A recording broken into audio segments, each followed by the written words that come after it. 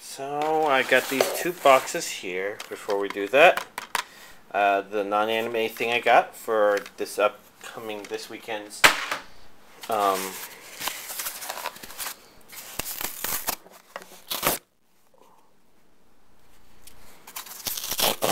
movie party, and it's important to get out of the way.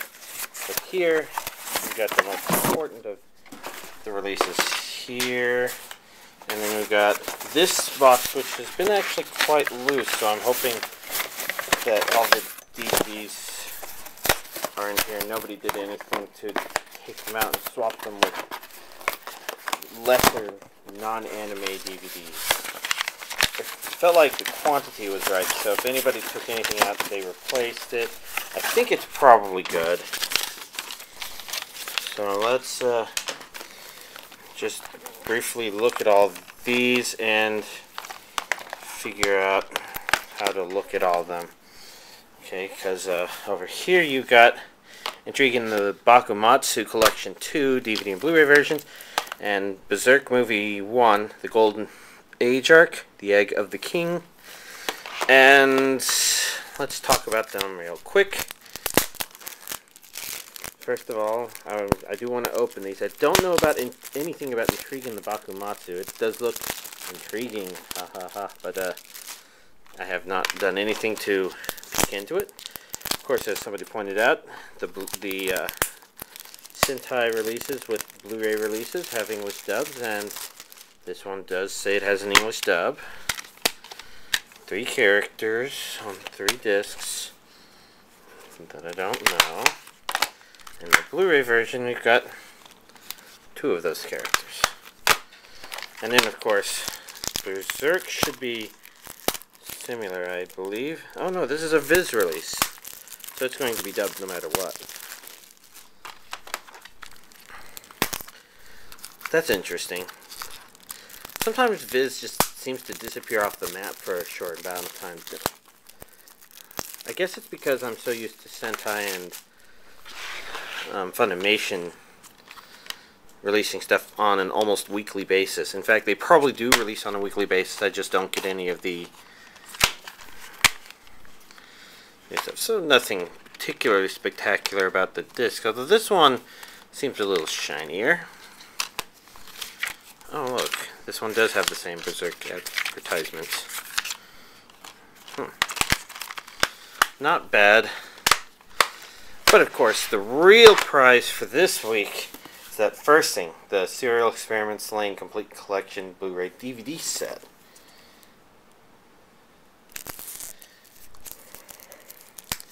And why is this the most important? Well, as far as I'm concerned, Serial Experiments Lain is kind of an amazing anime for some reason. This is definitely a preference thing. I'm pretty sure there's plenty of people out there who couldn't care less about Lain, but let's see. We've got it on DVD here on only 2 discs. A lot of the familiar Lain art on here, although I don't think I've ever seen this one before. Maybe I just never looked at the discs too closely. That's possible. Here we've got the reason I'm interested. Not sure if I've seen that one either. That one's obviously the one on the cover. And I've not watched this yet, of course, but I've been particularly interested because the advertisements for this on other Blu-rays have actually looked pretty spectacular. Now, it's possible that those were touched up more than the actual show itself would be, except, as I understand it, they did a lot of work to restore this. And I mean a lot, including going back and regenerating certain CGI scenes that just did not look right whenever they tried to upconvert. That's what I've heard, at least. This is an art book. This is thick.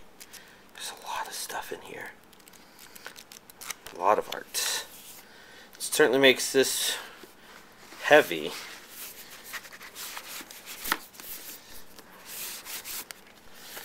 I hate it when I do this.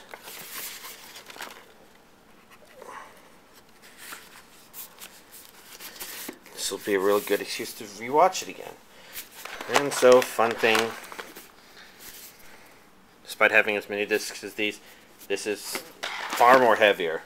I wouldn't be surprised if it's twice the weight. Let's see, a couple other things finally arrived. Well, I say finally, but one of those is finally a hentai called Step Milf. And I guess the back's not too bad. The reason I mentioned this one is I pre-ordered this a year or two ago. I don't know, something.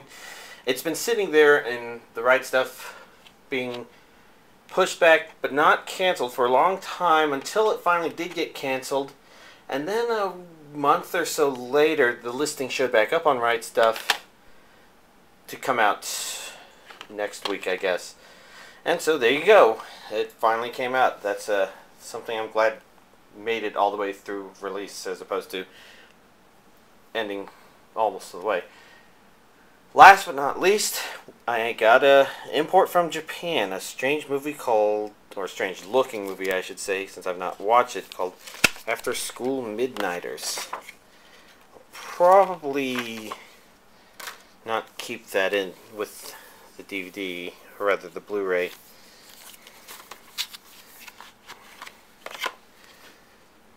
And unless I'm mistaken, it's definitely got English subtitles. It looks like back here they're talking about 3 kinds of subtitles here.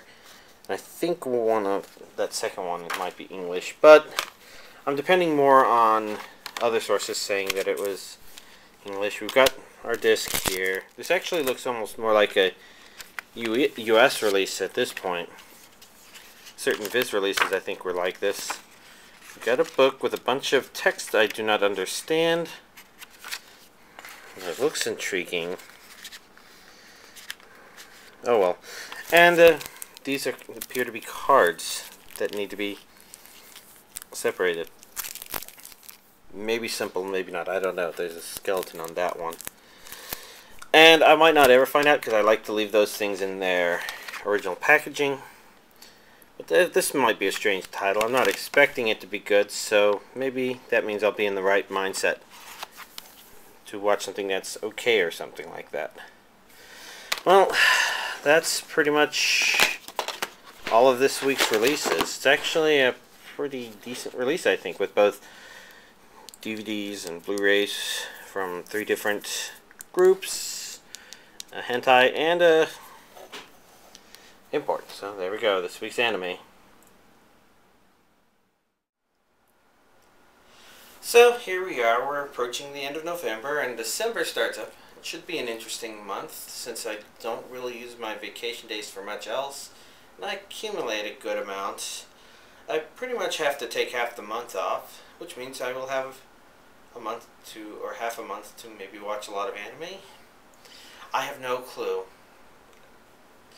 I don't think my watching goes up too much when I have time off.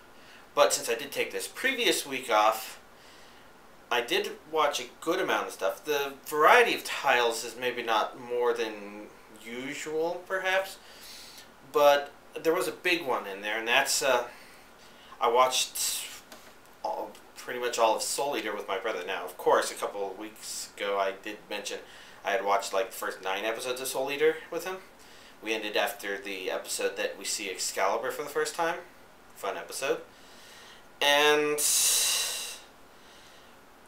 he pretty much stayed over a day and we watched all but the last 7 episodes. And then today we watched the final 7 episodes and we finished Soul Eater. And I have to say, rewatching it, it's still a pretty good series. It's kind of got a really nice overall theming concept. It's got a good execution, good characters, good character interaction, thought-provoking themes, interesting art style, and a really good sense of humor. People complain about the ending, and to be fair, it's a bit weaker than those other elements of the series, but it's not bad. It's just kind of okay. And I think a part of that is they ended the anime earlier than the manga might have been. unless the manga ended that way. It was just a kind of a flustered ending to Soul Eater in the first place. But I did not think it was that bad, since it kind of kept with the overall theme in a kind of positive way, and I thought it kind of ended in a way where you felt like it was right based on how it went. But as my brother pointed out, there is a problem with the series in which earlier battles, in particular the battle with Mosquito, when the conclusion of that battle feels more epic than the very final battle, then you might have a problem. And there might be, that's probably an indication of a slightly weak ending for Soul Eater. But overall, definitely a fun watch. It was fun to rewatch it. Very fun to wait for my brother to get to certain parts. So overall, an enjoyable watch. Let's see. I do believe Bakumatsu became my highest priority watch, since that one was the strangest, or maybe the most infamous thing to arrive recently. And I say infamous, but really it's the sequel Nisei Monogatari that has developed a more infamous reputation, thanks to the toothbrush scene being kind of popular and well known, probably outside of anime communities as well. Sort of like the vegetable suicide scene from Magical Witch Punie-chan. But, you know, I'm going to decide there. The actual content of Bakumatsu I thought was okay. Something about it is off, and that thing that would be off was that it's kind of, it definitely draws you in, like Katanagatari, which I've heard was done by the same person, and I can clearly see that in the dialogue, mostly between the main guy and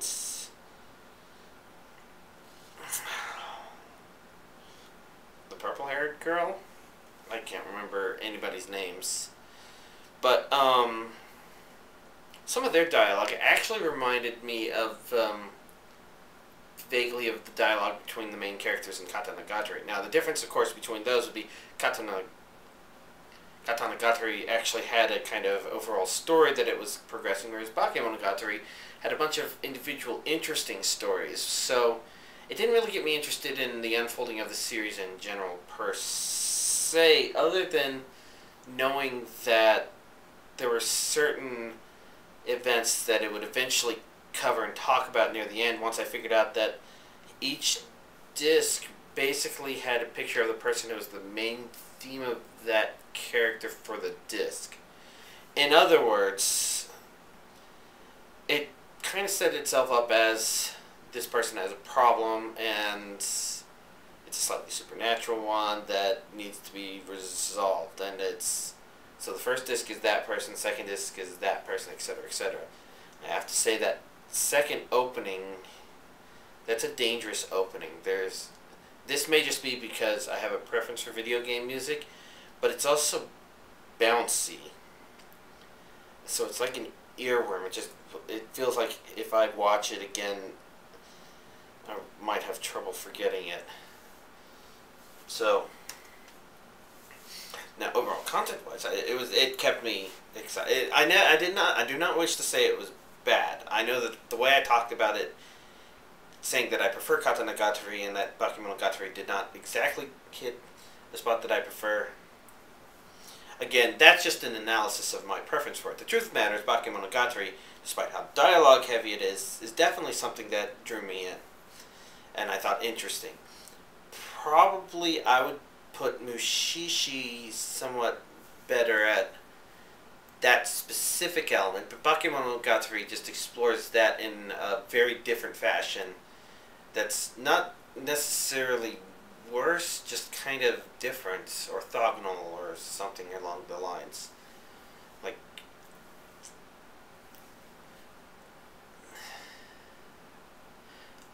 yeah, kind of hard to describe. I mean, it was a very strange series.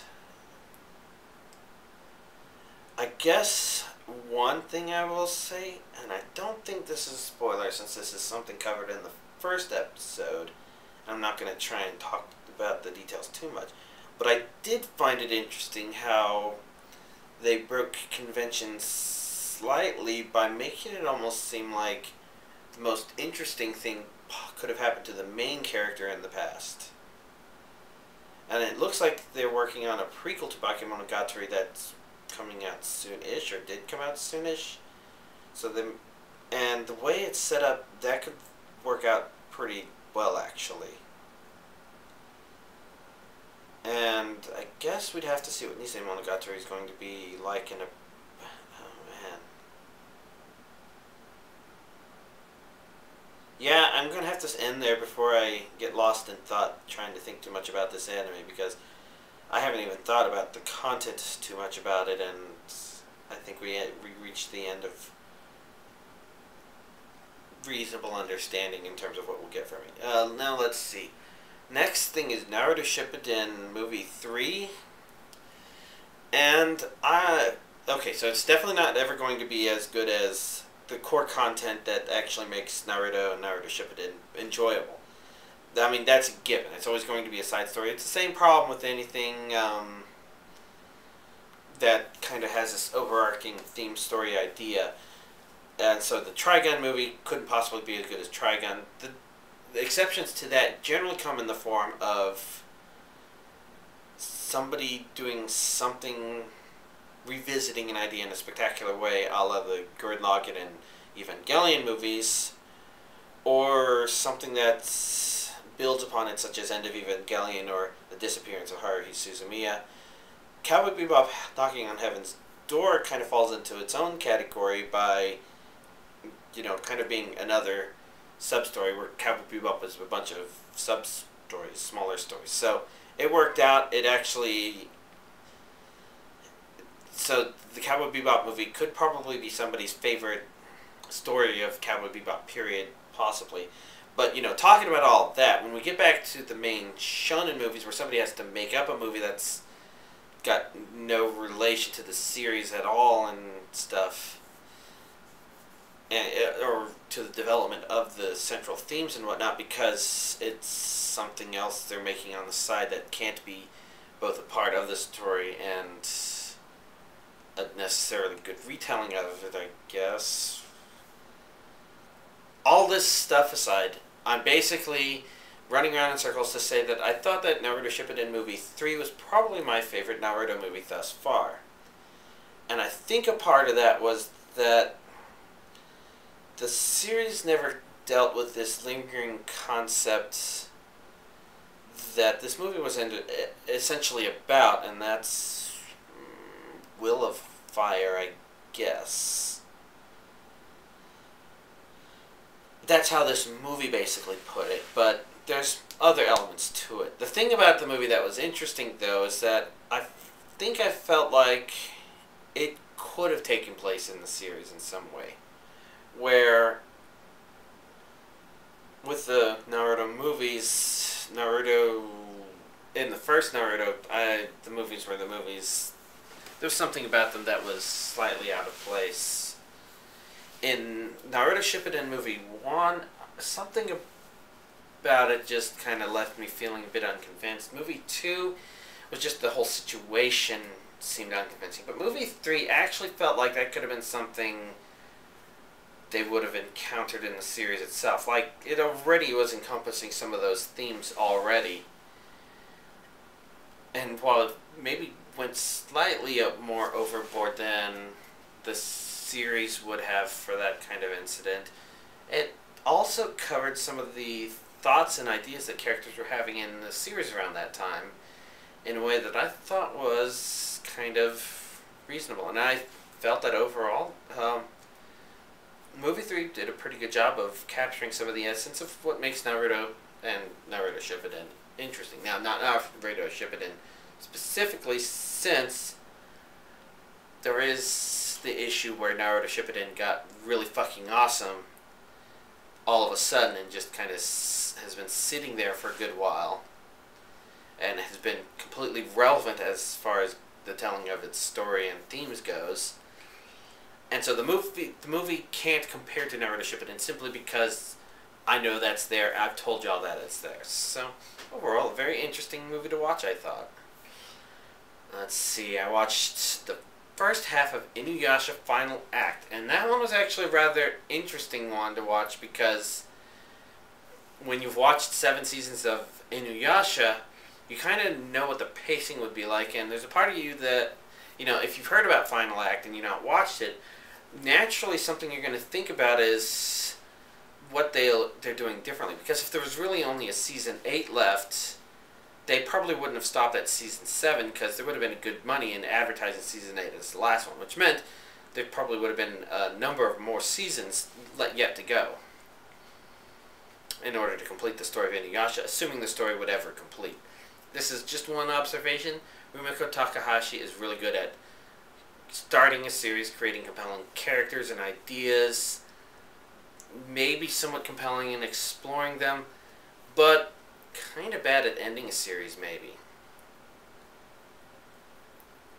Maybe.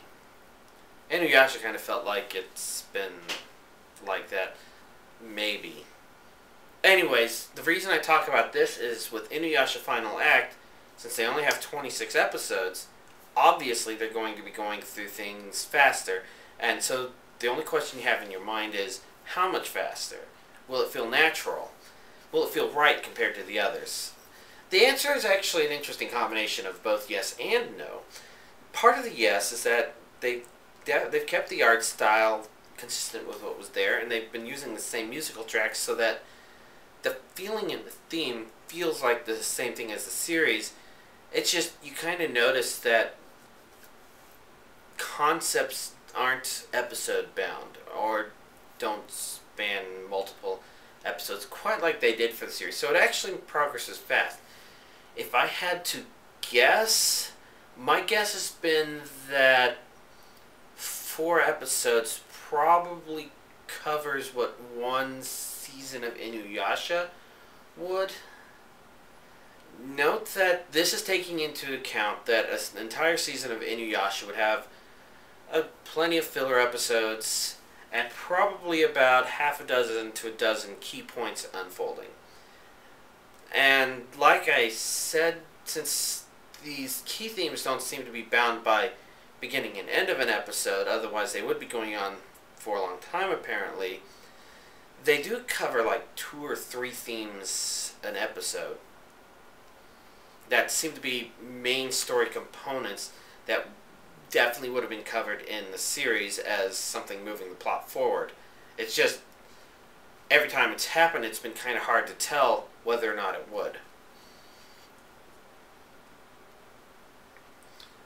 And if that's the case, then the guess would have been, based on, at this rate, that maybe there would have been like 5 or 6 more seasons of Inuyasha if it had been continuing at its previous pace, playing out to the end of the manga, which would have made it like 12 or 13 seasons long, which would have been pretty long.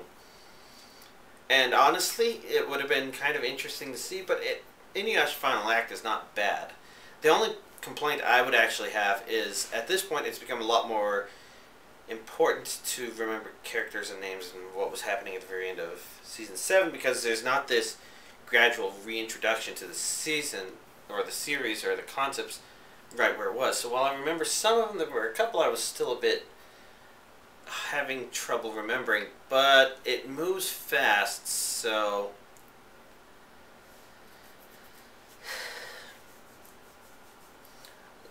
it's not moved in at an unreasonable speed. It's just been, information has been coming in at a kind of faster speed. So overall, it's interesting. I'm definitely interested to see where it goes with the second half, and it's possible that since I didn't go through it and reevaluate and count how many key points kept happening per episode, that I could be slightly off insofar as it was only doing that at the very beginning, or maybe in little bursts here and there, and that there's been concepts that span a couple episodes or an entire episode or something that I'm not remembering right. But this feels like a good way to finish the story of Inuyasha, assuming it does end. It looks like it's making its way close to there. The Shikan Jewel is almost completely assembled, which basically means that only large confrontation can happen at this point. or rather the preparation before large confrontation and large confrontation, and then we'll see what happens. And I don't think that's this next month. I think it might be January that the next Inuyasha Final Act comes out, or February. I'll find out and watch it. Let's see, other than that, there are only two other things. One of those was I finally finished watching Trigun with a friend. That was Trigun DVDs 6 through 8. And it was enjoyable to watch. These parts in particular are the more touching parts of Trigun, where I don't... Now, on a scale from 1 to Clanad, this doesn't come anywhere near Clanad, but this is one of those things where my sympathy for the characters and what they're going through is high enough that I can feel a little wet in the eyes there. That's a personal thing, though. A lot of it is that I really sympathize with the main character's goals and ambitions. Not necessarily because I think he's right, but because I really want him to be right. And because he tries so hard, and I kind of respect that. But overall, it covered the... It began... DVD 6 begins with the episode Rem Save Rem, and covers kind of the theme that encompasses the overall idea of the series in a very neat way. And the person I was watching it with was actually quite impressed with that, and can't blame him, because that's probably one of the high points of Trigun. Other than that, the way it ended, I actually like the way it ended. Because it focuses on that theme, it ends in a way where it covers a couple of ideas that it begins introducing specifically in DVD 6. So DVD 6 was kind of a good point to resume the watching of the series. DVD 5 probably would have been good as well, but you can't always get everything completely right. Let's see, I don't have it on my list in front of the camera, but I did watch an episode of Pokemon Diamond and Pearl. My intention is to try and finish that so that I can start watching Pokemon Black and White. Because I mentioned being curious about that and how that transition occurs, because that tends to be kind of the most interesting points of the Pokemon series, the parts that make me most curious. But also how Ash handles himself in the championship parts, those have me curious too. And I guess it's going to happen in this series, season 2, so I should really finish it. But the one episode I watched was a Shyman episode with that gothy black-dressed girl that teamed up with you in that one cave that has leftovers in it in Pokemon Diamond and Pearl. I don't remember her name, and I don't remember how to describe the cave or the location, what route number it is. I think it's just to the right of Victory Road. So you go near the exit of Victory Road and enter Victory Road and go down to the right, I think. I can't remember too well. I think there was more to it than that. Oh well. Interesting episode. Not spectacular, just interesting. And I also watched Next A-Class, which is actually a car advertisement for a new Mercedes car coming out in Japan. And normally there's not a whole lot to say about it, since it's just a 6-minute commercial, essentially, a web episode that's a car advertisement. The thing that's interesting is that because I did not know what the Mercedes logo was, I never picked up that it was a commercial for a car. Which basically means that outside of that, it's very interesting to watch, because it tells this very interesting little short story about people trying to eat a legendary ramen, basically. And it starts in a okay way, and it ends in an okay way, and it's a very entertaining little 6 minutes. I actually thought that that was going to be the start of another series. It's pretty good overall design, music, animation, style, you know, just everything about it's neat. Also had a real picture of actual ramen, and so it's got a mixture of real picture, CGI, and animation, which is kind of just an interesting hodgepodge of stuff mixed into one bowl, I guess. but quite entertaining, and has me a bit curious what that kind of ramen actually tastes like. I should probably try it someday. But other than that, it's obviously a lot of stuff to watch, a lot of stuff to talk about, etc. I probably could have watched more, but for some reason our Left 4 Dead playing has been picking up lately, so we've been having a lot of fun screwing around in that. For whatever reason. And maybe I would record stuff and post it, except that my video recorder is not working. So, whatever.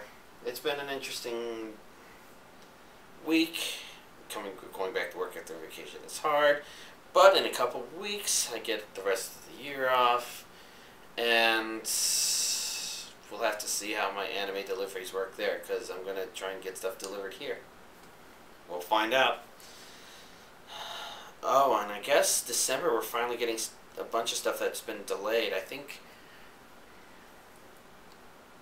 Is That a Zombie? Was maybe going to get a September release at some point. Got pushed back to December. A Certain Magical Index was maybe going to come out a month or two ago. Maybe back in October. Is finally getting a December release. And Black Lagoon, which was going to come out in November, was going to get released in December 4th, I believe. So we got a couple of stuff that are kind of interesting, things to look forward to that are finally coming out next month. And there's probably other interesting things, but for some reason those titles are on the edge of my mind. I don't know if there's anything... Oh, maybe a 4th Gundam Seed from Japan, which might finish it. I'll have to check that. I'm not in a place to right now. January, we can look forward to a Japanese Blu-ray release of Code Geass Akito thing, which I believe has English subtitles, and I will import that. There's plenty of good stuff coming out. I'm glad that anime is still keeping up. So, there we go. That's everything I watched. The shout out to the DVD collection people who are around watching me do my update. Alliterative Genius, Charles, Death Mites, DVD Junkie, Snoopy, Stuff Like Corn, Gangsta, and The Fat Kid for Life. Yo, and y'all, have a nice week.